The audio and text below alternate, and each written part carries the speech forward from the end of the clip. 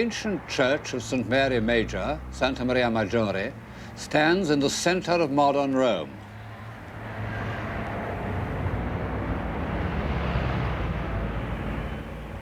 The hellish Roman traffic swirls all round it.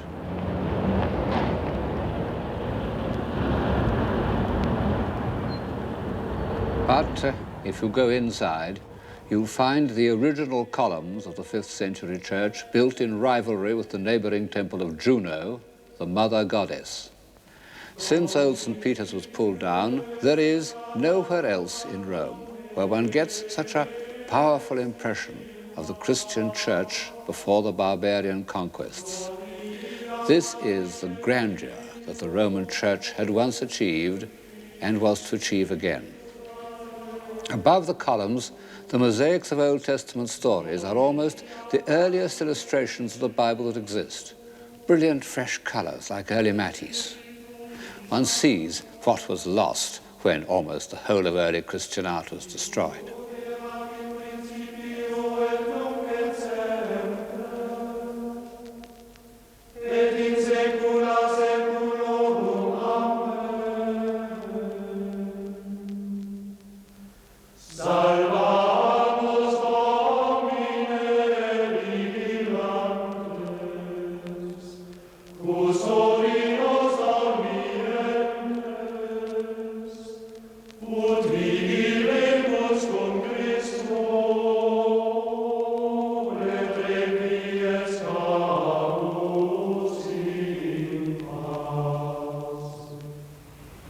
From the roof of Santa Maria Maggiore, I can see long, straight streets stretching for miles up and down, and each ending in front of a famous church.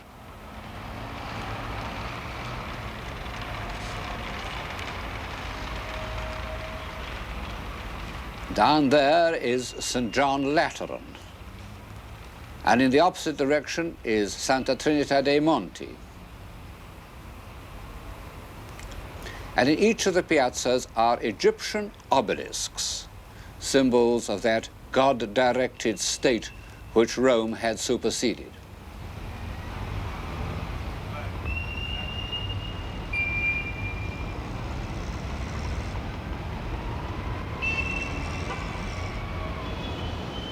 Papal Rome, the Rome of Sixtus V. It's the most grandiose piece of town planning ever attempted, and it anticipated by 50 years all the great town plans of France and Germany. And the amazing thing is that it was done only a generation after Rome had been, as it seemed, completely humiliated, almost wiped off the map. The city had been sacked and burnt, the people of Northern Europe were heretics, the Turks were threatening Vienna. It could have seemed to a far-sighted intellectual that the papacy's only course was to face the facts, accept its dependence on the gold of America, doled out through Spain. Well, as you can see, this didn't happen. Rome and the Church of Rome regained many of the territories it had lost and became once more a great spiritual force. But was it a civilizing force? In England, we tend to answer no. We've been conditioned by generations of liberal Protestant historians who tell us that no society based on obedience, repression, and superstition can be really civilized. But no one with an ounce of historical feeling or philosophic detachment can be blind to the great ideals, to the passionate belief in sanctity, to the outpouring of human genius in the service of God, which is made triumphantly visible to us every step we take in Baroque Rome.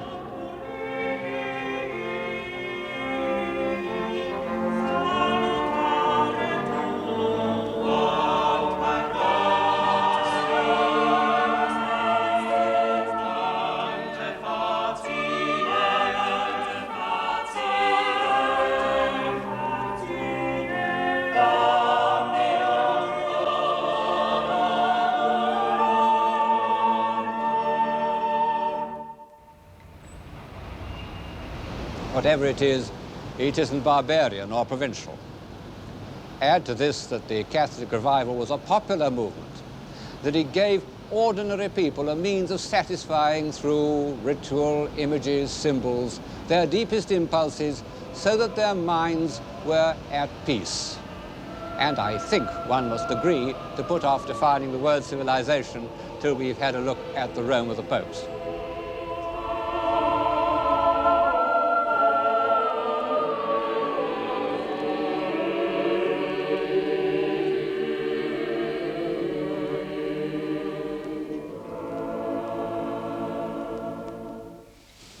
The first thing that strikes one is that those who say that the Renaissance had exhausted the Italian genius are wrong.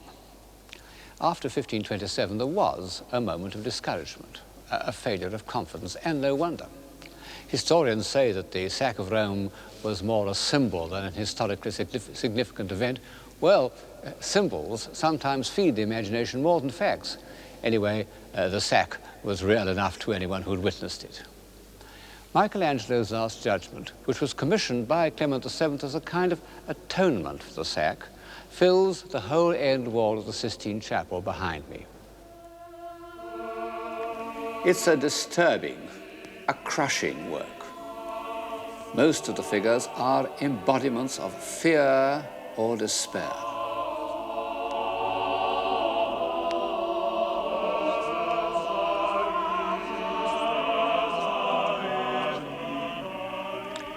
Look at the damned being ferried across the Styx.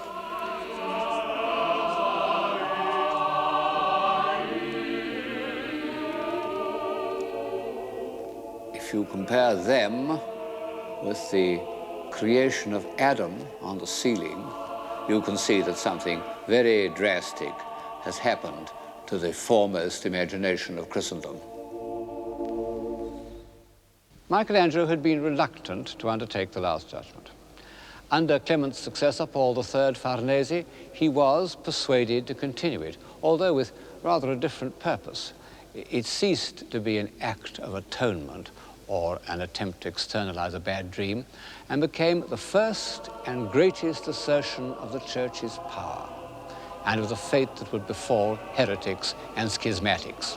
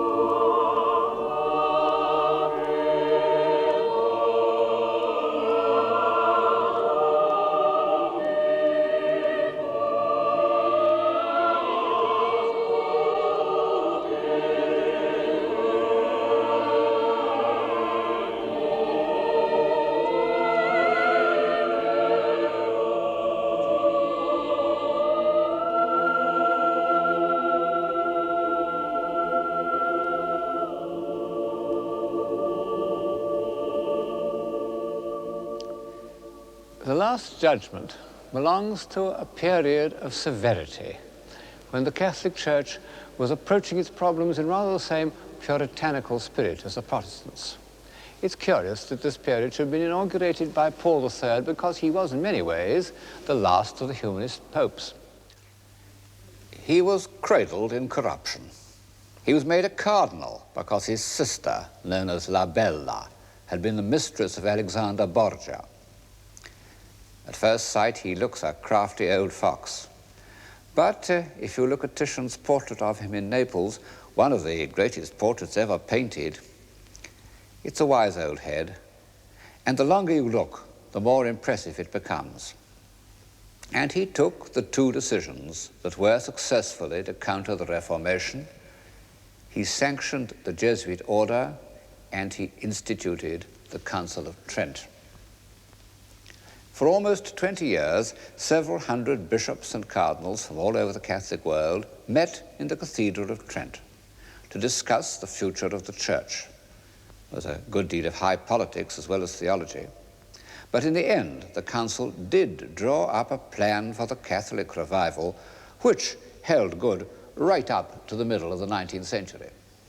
Michelangelo could refuse him nothing. He not only finished the Last Judgment, but in 1546 he accepted from the Pope the post of architect of St. Peter's. Thus, Michelangelo, by his longevity, no less than by his genius, became the visual link between the Renaissance and the Counter-Reformation.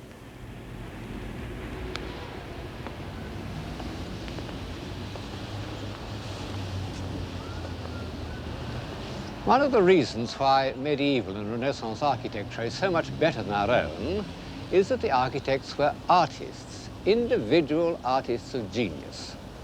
The master masons of the Gothic cathedrals started as carvers working on the portals. In the Renaissance, Brunellesco was originally a sculptor, Bramante a painter. And of the great architects whom we shall see later on in the program, Pietro da Cortona was a painter and Bernini was a sculptor. And this has given to their work a power of plastic invention, a sense of proportion and articulation based on the study of the human figure, which knowledge of the tensile strength of steel and other prerequisites of modern building doesn't always produce. Well, of all non-professional architects, Michelangelo was the most adventurous, the least constrained either by classicism or functional requirements. Not that he was unpractical. He did drawings for the fortification of Florence, which from standards of military necessities are most ingenious and are also like the most superb works of abstract art. For that matter, all his ground plans are thrilling abstract designs. But he felt himself free to play with the elements of architecture in such a way as to express his feelings. And, as so often happens with a great artist, they were prophetic feelings. You can see what I mean in the building that stands behind me, the Palazzo dei Conservatori, here on the capital of Rome. Grandeur and obedience. Well, it's grand, all right. And if man is to take any pride in his history, the Roman capital should be grand. But the extraordinary thing is how Michelangelo has expressed in his architecture the principle of subordination. In an early Renaissance building, the parts maintained their identity with a harmonious independence. In the Michelangelo facade, everything is subordinate to powerful rhythms that run right through the building. He gave his immense authority to the device of a single pilaster running up through 2 stories. You know, in Renaissance architecture, and in Roman buildings for that matter, you had 1 column per story, one on top of the other. In this building, the small columns are pressed into the foot of the giant pilaster. They don't assert themselves, they simply add to its power. And these commanding verticals are met by even more assertive horizontals. And the inevitable collision of these 2 directions gives the building an extraordinary feeling of energy. It seems as dramatically tense as a human situation. Perhaps only Michelangelo had the energy of spirit to pull together the vast incoherent mass of St. Peter's. 4 admirable architects had worked on it before him. The central piers were already built, part of the surrounding walls, but he was able to give it the unifying stamp of his own character.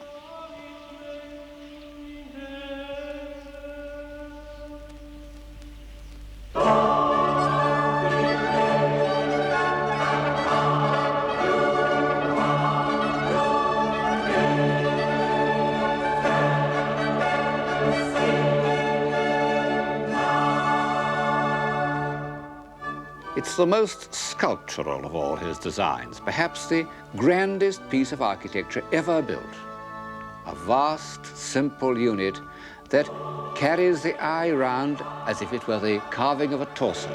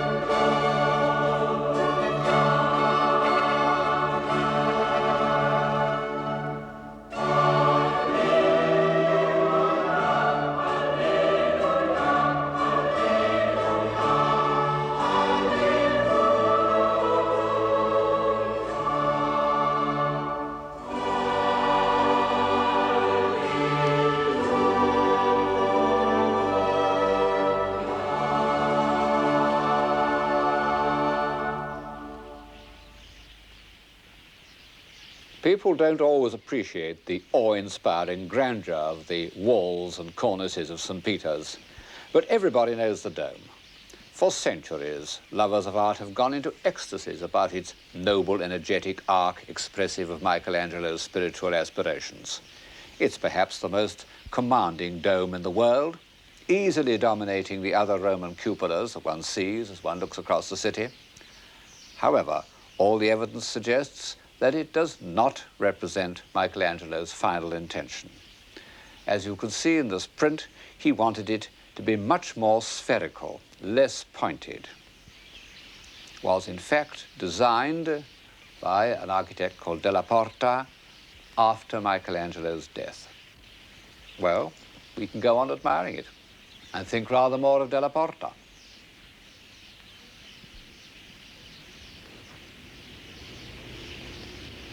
The last stone of the Dome of St. Peter's was put in place in 1590, a few months before the death of Sixtus V. The long period of austerity and consolidation was almost over. The Catholic Church was victorious.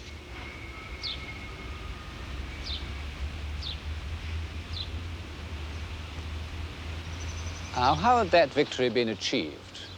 In England, most of us were brought up to believe that it depended on the Index, the Jesuits, and the Inquisition. Well, I don't believe that a great outburst of creative energy, such as took place in Rome between 1620 and 1640, can be the result of negative factors. But I do admit that the civilization of those years did depend on certain assumptions that are out of favor in England and America today. The first of these, of course, was the belief in authority, the absolute authority of the Roman Church. And this belief extended to sections of society which we now assume to be naturally rebellious, like artists. It comes as something of a shock to find that, with a single exception, the great artists at the time were all sincere, conforming Christians. Guercino spent much of his mornings in prayer. Bernini frequently went into retreats, practiced the spiritual exercises of St. Ignatius. Even Rubens attended Mass every morning before beginning work.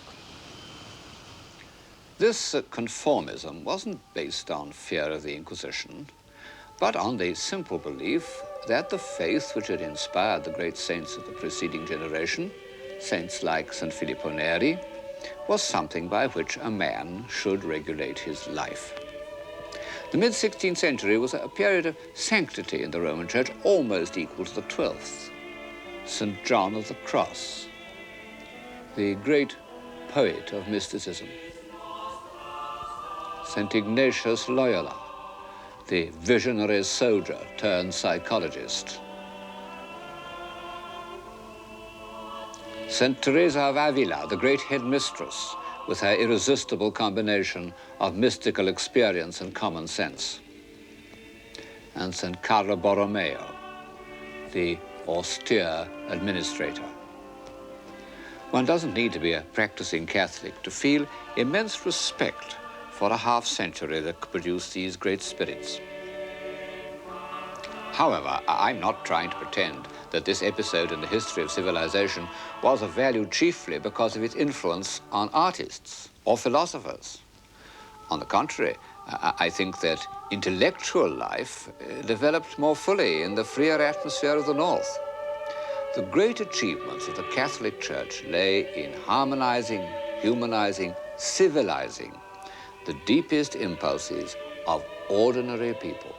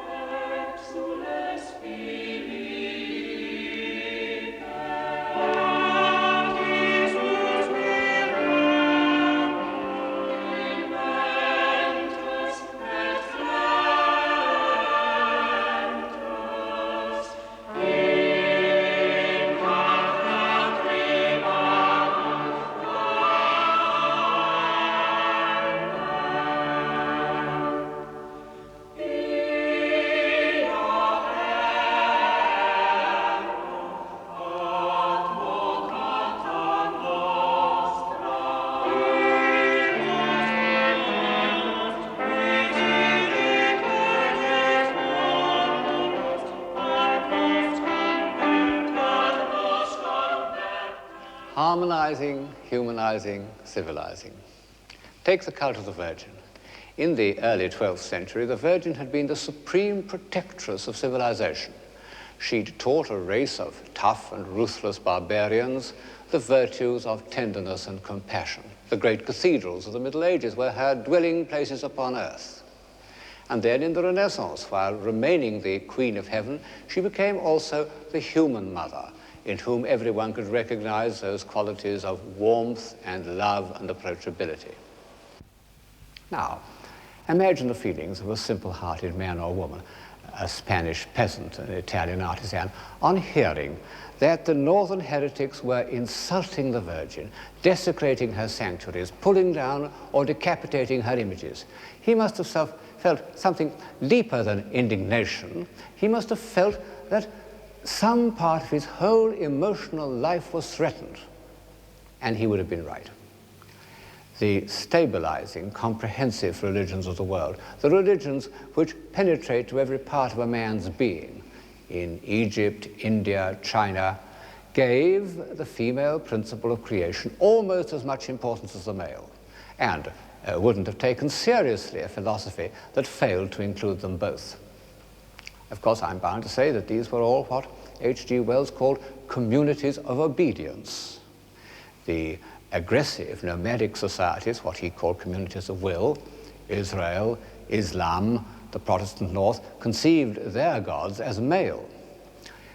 Now, it's a curious fact that the male religions have produced very little religious imagery. In most cases, have positively forbidden it.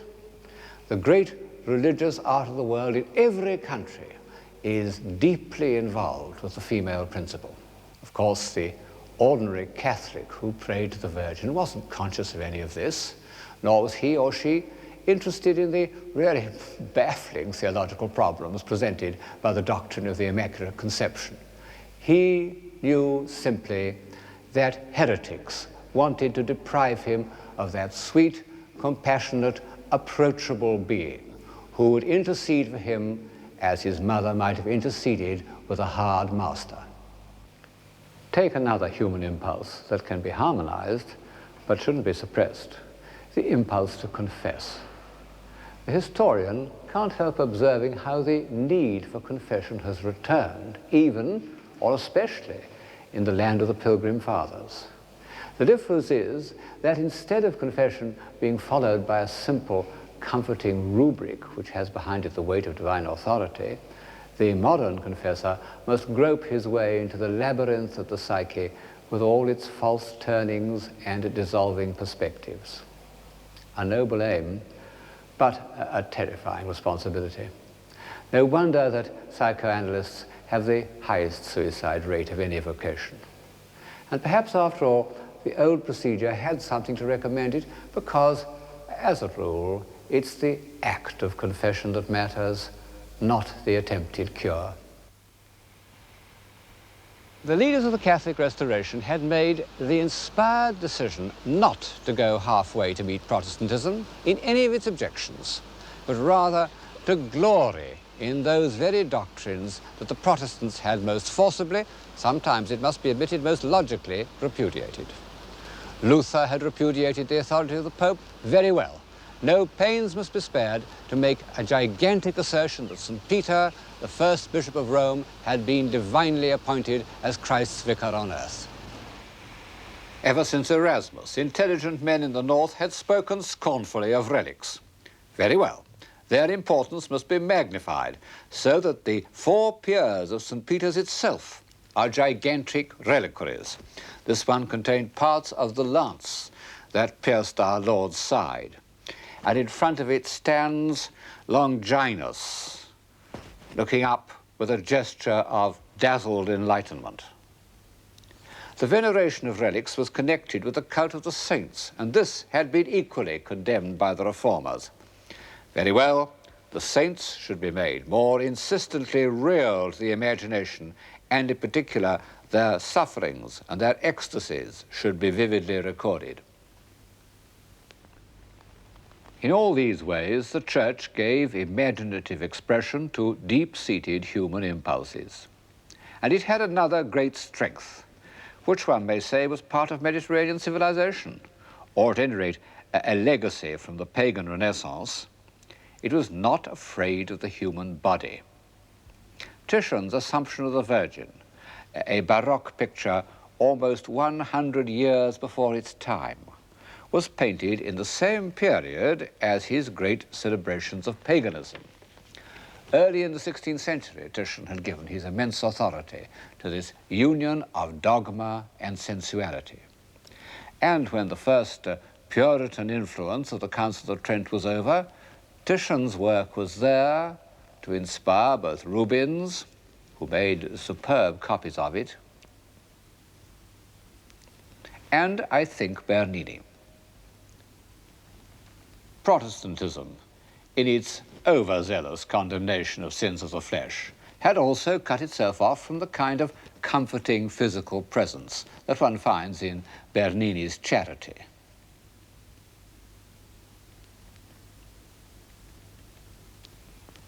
For all these reasons, the art we call Baroque was a popular art. The art of the Renaissance had appealed through intellectual means, geometry, perspective, knowledge of antiquity, to a small group of humanists. The Baroque appealed through the emotions to the widest possible audience. Sometimes it does so by dramatic illustration. This is the Calling of St. Matthew by Caravaggio, who was, on the whole, the greatest, certainly the most original painter of the period. And like many other artists of the time, he uses a means of communication that reminds one of the films. Caravaggio experimented, as you can see here, with violent contrasts of light and shade that were popular in highbrow films of the 20s.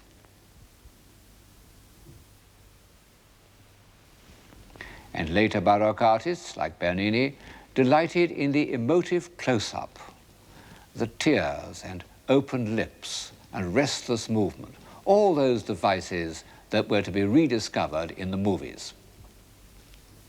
The extraordinary thing is that the Baroque artists did it in bronze and marble and not on celluloid.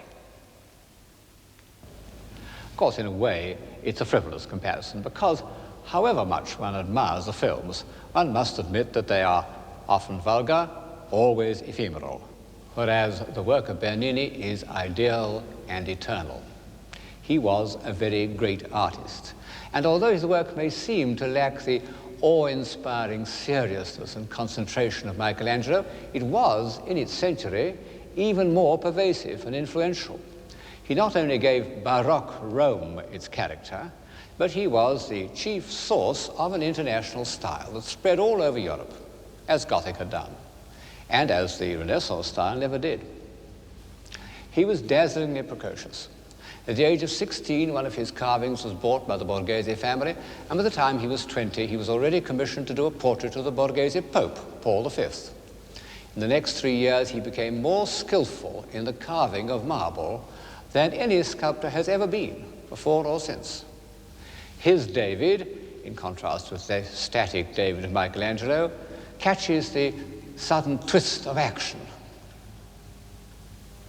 and the vehement expression of the head is almost overdone. Actually, it's a self-portrait of the young Bernini who made a face into a mirror said to have been held for him by his patron, the Cardinal Scipione Borghese. The Apollo and Daphne is an even more extraordinary example of how marble can be made into something fluid and fleeting, because it represents the moment when Daphne, crying for help to her father, is changed into a laurel tree. Her fingers are becoming leaves already. It's just beginning to dawn on Apollo that he's lost her. And if he could look down, he would see that her beautiful legs are already turning into a tree trunk.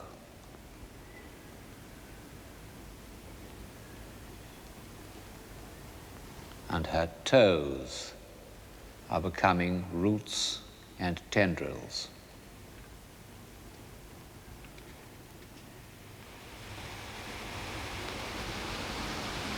All these brilliant works were done for the Borghese family. It was very bright of them to commission so young a man, But by the 1620s, the rich Roman families, who were in fact the families of successive popes, had begun to compete as patrons and collectors, often in a somewhat piratical manner. One's reminded of the competition between the monster American collectors of 60 years ago, Mr. Frick, Mr. Morgan, with the difference that the Roman patrons competed for the works of living artists, not simply for certified old masters. The leading Roman families put painters under contract like television stars, and the painters really got paid, which they never did in the Renaissance.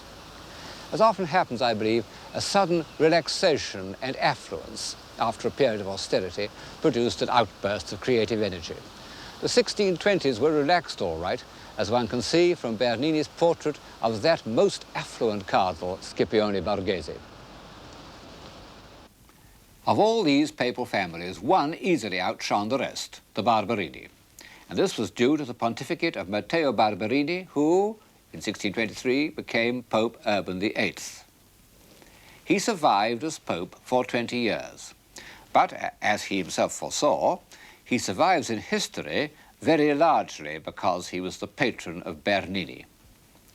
At the time of Urban's accession, Bernini was only 25, and the very next year he was made architect of St. Peter's, a project that was to occupy him for more than 40 years.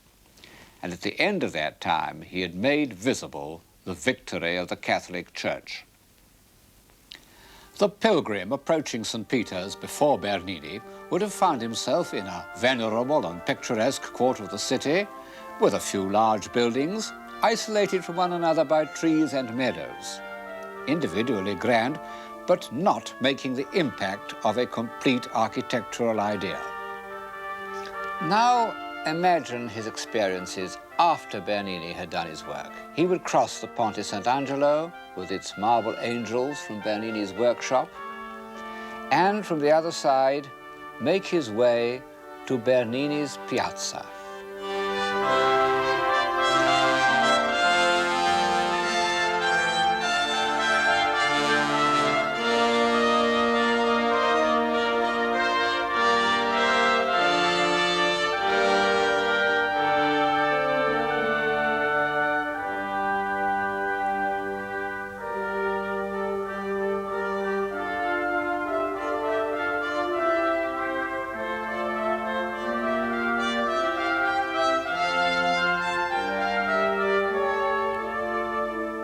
Bernini is perhaps the only artist in history who's been able to carry through such a vast design over so long a period. And the result is a unity of impression that exists nowhere else on so grand a scale.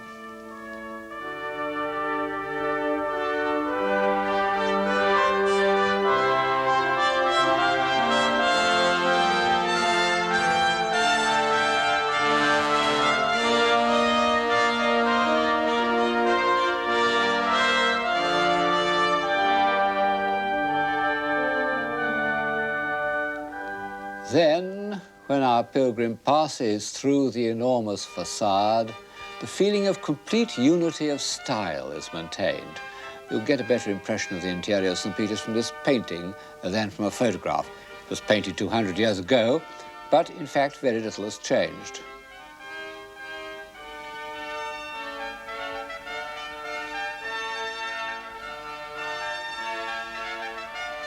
Not only is the decoration, basically, all conceived by Bernini in a uniform style, but the eye passes without a break through the baldacchino and up to that astonishing construction, the throne of St. Peter. But perhaps what would have impressed our pilgrim most of all would have been the bronze baldacchino. Bernini started work on it in the year that he became the architect of St. Peter's. And it's incredible. Yes, if one knows anything about bronze casting, it really is incredible. It involved every sort of engineering difficulty. And then there's the amazing richness and audacity of Bernini's invention and the perfection of craftsmanship, which extends to every detail.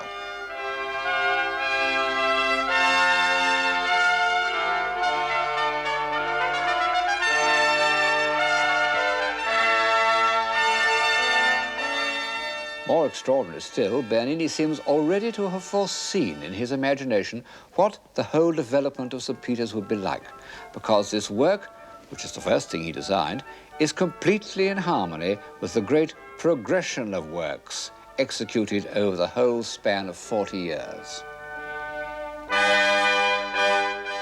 I believe that anyone who uses his eyes without prejudice will find his emotions stirred and enlarged by these marvelous experiences.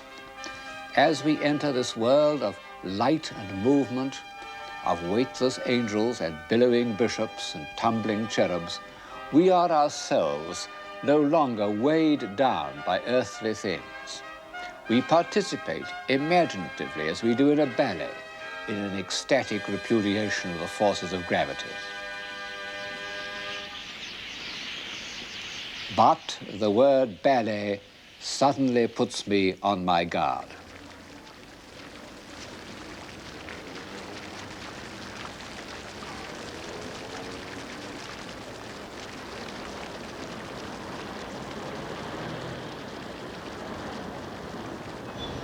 It was no accident that Bernini was the greatest scene designer of his age. John Evelyn, the diarist, records how in 1644 he went to the opera in Rome, where Bernini painted the scenes, cut the statues, invented the engines, composed the music, wrote the comedy, and built the theatre. And we're told that at Bernini's productions, people in the front row ran out of the theatre, fearing that they would be drenched by water or burnt by fire. So powerful was the illusion that he created. Of course, these stage sets have all vanished, but we have some evidence of what they were like in the fountain that Bernini designed for the Piazza Navone, here behind me. It's an astonishing performance.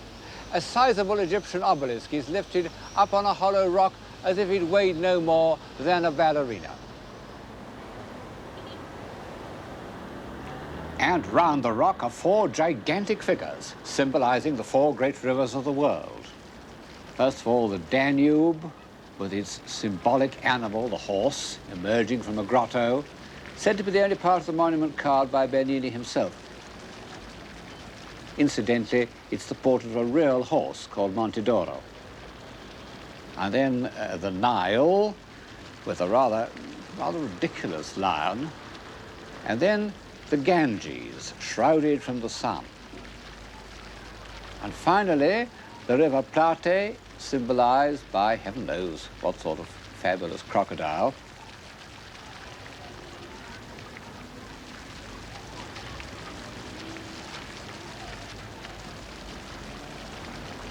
The Plate seems to be reeling back in horror, and the people of Rome used to maintain that he was showing his alarm at the sight of the church facade by Bernini's only serious rival, the architect Borromini.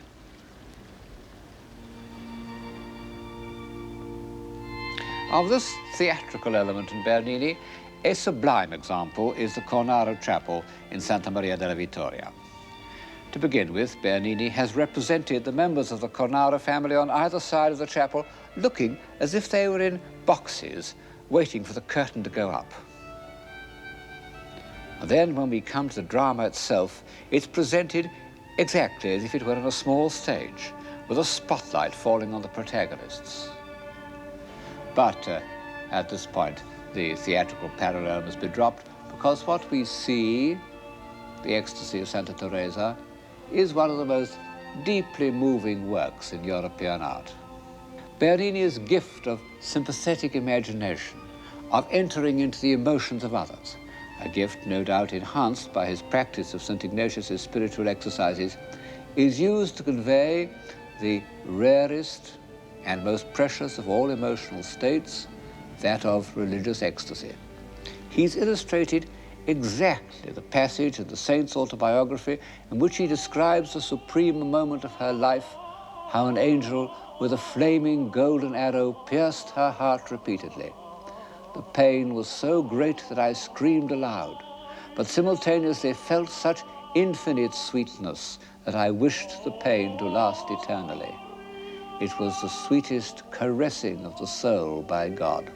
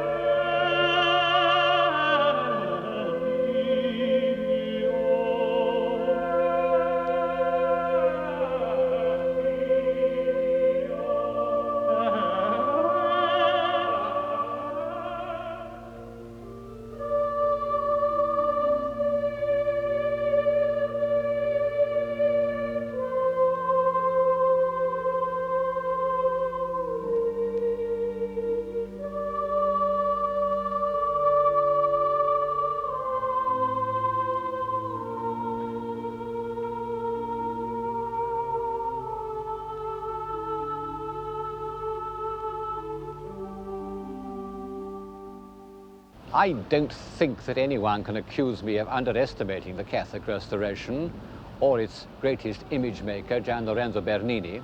So, may I end by saying that this episode in the history of civilization arouses in me certain misgivings, and they may be summed up in the words illusion and exploitation.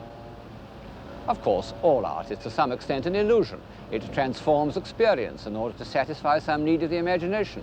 But there are degrees of illusion, depending on how far from direct experience the artist is prepared to go. Bernini went very far. Just how far one realizes when one remembers the historical Santa Teresa.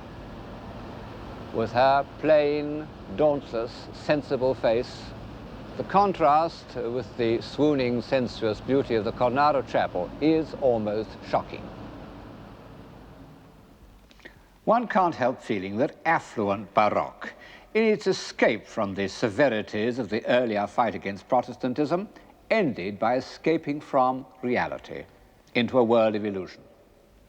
Art creates its own momentum, and once set on this course, there was nothing it could do except become more and more sensational. And this is what happens in the breathtaking performances that take place over our heads in the Gesù and Sant'Ignazio and the Palazzo Barberini. We feel that the stopper is out.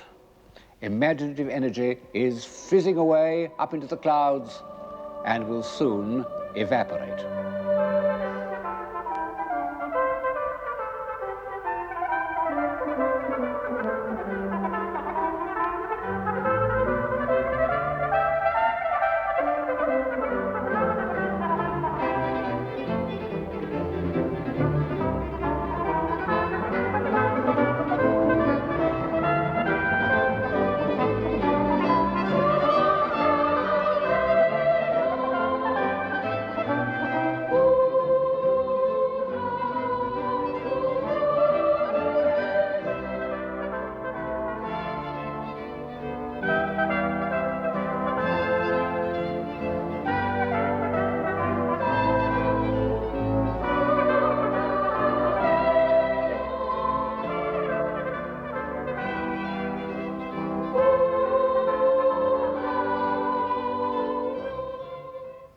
As for my other misgivings, of course there was exploitation before the 16th century, but never on so vast a scale.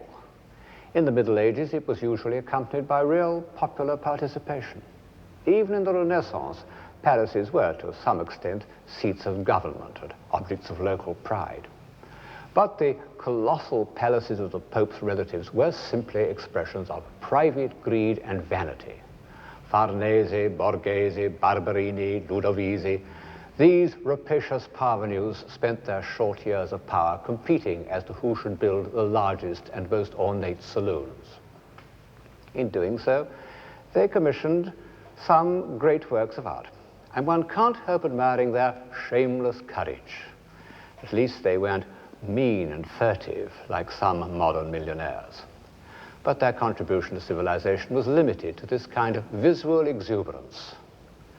The sense of grandeur is no doubt a human instinct, but carried too far it becomes inhuman. I wonder if a single thought that has helped forward the human spirit has ever been conceived or written down in an enormous room.